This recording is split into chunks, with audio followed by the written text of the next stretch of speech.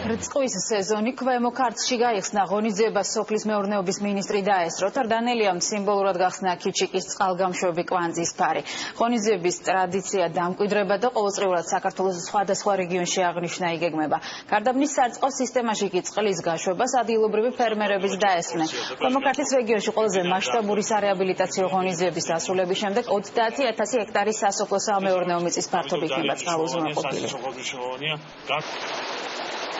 მიმდინარეობს 5 პროექტი, სამუშაოები, რომლის ფარგლებშიც წყალუზრუნველყოფილი იქნება 30,000 ჰექტარი ტერიტორია. ეს არის ძალიან დიდი რაოდენობა. ასევე მნიშვნელოვანია თქვენ იცით სოფლის მეურნეობისთვის ხელშეწყობა იმ მიმართულებით, რასაც დამშრობის სამუშაოები, ზოგადად მელიორაციის სამუშაოები ქვია და არც ეს რეგიონი გახალ გამონაკლისი პირიქით პრაქტიკულად 1/13 საერთო წყალუზრუნველყოფილი ტერიტორიებისა სწორედ რომ ამ რეგიონებზე მოდის. ბოლო 30 წლის განმავლობაში, სადაც არაფერი არ გაკეთებულა, იმხელა ეფექტი მოიტანა ამ სამუშაოებმა, რომ ჩვენ ჩავთვალეთ, დავამკვიდროთ ყოველ წელს წყვის სეზონის გახსნა, რომელიცაც ხალხს შევახსენებთ კიდევ ერთხელ თავს გაზაფხულის ხვნათესვის სამუშაოების მოახლოებას და სასოფლო-სამეურნეო ღონისძიების დაწყებას. რაც შეეხება მიწის ნაკვეთს 62 ჰექტარი, ეხლა თქვენ უკვე დაათვალეთ მოხნულია.